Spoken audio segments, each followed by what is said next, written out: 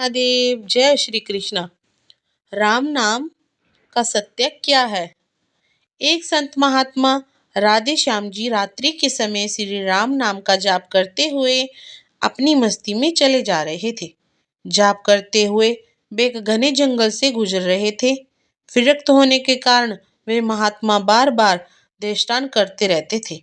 वे किसी एक स्थान पर अधिक समय तक नहीं रहते थे। वे ईश्वर नाम के प्रेमी थे। दिन रात उनके मुख से राम नाम जाप चलता रहता था।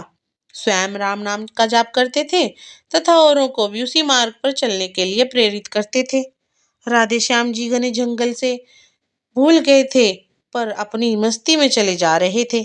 जहां राम ले चले वहां दूर अंधेरे के बीच में बहुत सी दीपमालाएं प्रकाशित हो रही थी। महात्मा जी उसी दिशा की ओर चलने लगे। निकट पहुंचते ही देखा बट वृक्ष के पास अनेक प्रकार के वाद्य यंत्र बज रहे हैं। नाच गाना और शराब की महफिल जमी हुई है। कई स्त्री पुरुष साथ में नाचते कूदते हंसते तथा औरों को हंसा रहे थे। उन्हें महसूस हुआ कि वे मनुष्य नहीं प्रेत आत्माएं हैं। राधे श्याम जी को देखकर एक प्रेत ने उनका हाथ पकड़कर कहा, ओ मनुष्य, हमारे राजा तुझे बुला रहे हैं, चल। वे मस्त भाव से राजा के पास गए जो सिंहासन पर बैठे थे। वहां राजा के इर्द गिर्द कुछ प्रेत खड़े थे। प्रेत राज ने कहा, तुम इस ओर क्यों आए हो? तुम्हें मौत का डर नहीं है? अट्टहास करते हुए महात्मा जी बोले, मौत का डर और मुझे? राजन, जिसे जीने का मोह हो उसे डर होता है। हम साधु लोग तो मौत को आनंद का विषय मानते हैं। यह तो देव परिवर्तन है जो प्रमथ कर्म के बिना किसी से नहीं हो सकता। प्रेत राजा बोले, तुम जानते हो हम कौन हैं? महात्मा जी बोले, मैं अनुमान करता हूँ कि आप प्रेत आत्माएं हैं। प्रेतराज बोला, तुम जानते हो लोग समाज हमारे नाम से कांपते हैं। महात्मा जी बोले, प्रेतराज, मुझे मनुष्य में गिनने की गलती मत करना। हम जिंदा दिखते हुए भी जीने की इच्छा से रहित मृत्यु तुल्य है। यदि जिंदा मानो तो भी आप हमें मार नहीं सकते। जीवन मरण कर्मधीन है। मैं एक प्रश्न पूछ सकता हूँ? प्रेतराज बोला, पूछो, क्या प्रश्न है? महात्मा जी बोले, आज यह जश्न क्यों मनाया जा रहा है? प्रेतराज बोला, मेरी इकलौती कन्या के लिए योग्य पति नहीं मिलने के कारण अब तक वह कुंवारी थी, लेकिन अब योग्य पति की मिलने की संभावना है। कल उसकी शादी है, इसलिए यह उत्सव मनाया जा रहा है। माँ जी हंसते हुए बोले, तुम्हारा जमाई कहाँ है? मैं उसे देखना चाहता हूँ। प्रेतराज बोला, जीने की इच्छा का मोह त्याग करने वाले महात्मा, अभी तो वह हमारे प्रेत योनि को प्राप्त नहीं हुआ है। वह इस जंगल के किनारे एक गांव के धनवान का पुत्र है। महादुराचारी होने के कारण वह इस वक्त भयानक रोग से पीड़ित है। कल संध्या के पहले उसकी मौत होगी, फिर उसकी शादी मेरी कन्या से होगी, इसलिए रात भर हम ये उत्सव मनाएंगे। राधे श्याम जी वहां से विदा होकर श्री राम नाम का जाप करते हुए जंगल के किनारे के गांव में पहुंचे। उस समय सुबह हो चुकी थी। एक ग्रामीण से महात्मा ने पूछा, इस गांव में कोई श्रीमान का बेटा बीमार है? ग्रामीण बोला, हाँ महाराज, हीरालाल सेठ का बेटा चंद्रशेखर 1 वर्ष से रोगग्रस्त है।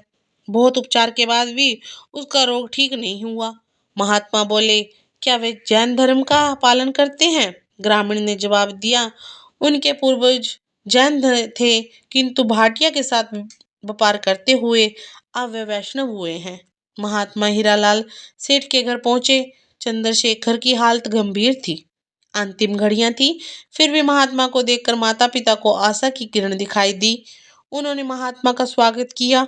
सेठ पुत्र पलंग के निकट आकर महात्मा राम नाम की माला जपने लगे।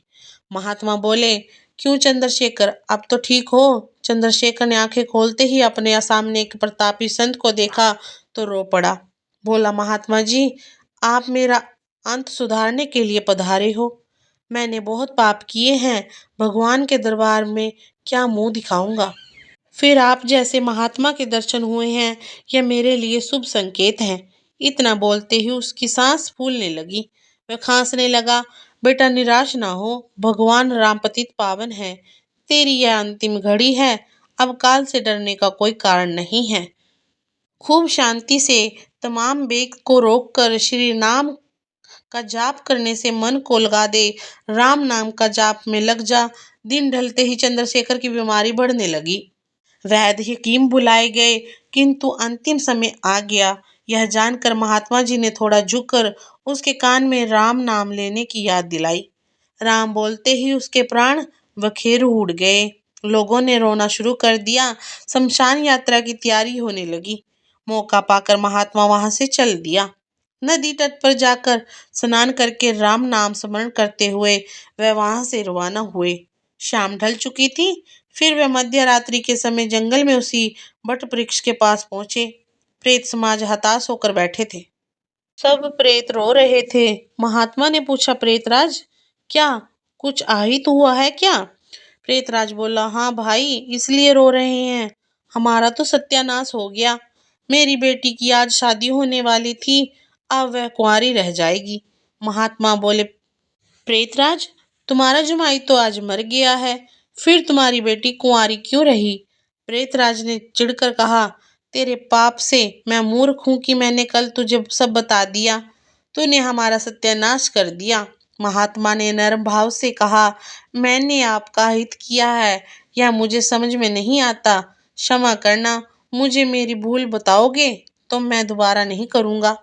प्रेतराज चलते हुए हृदय से कहते हैं, यहाँ से जा कर तूने मरने वाले को राम नाम का स्मरण का मार्ग बताया और अंत समय भी राम नाम कहलवाया। इससे उसका उद्धार हो गया और वह मेरी बेटी कुंवारी रह गई। महात्मा जी बोले, क्या सिर्फ एक बार राम नाम जाप कर लेने से प्रेत योनि से छूट गया?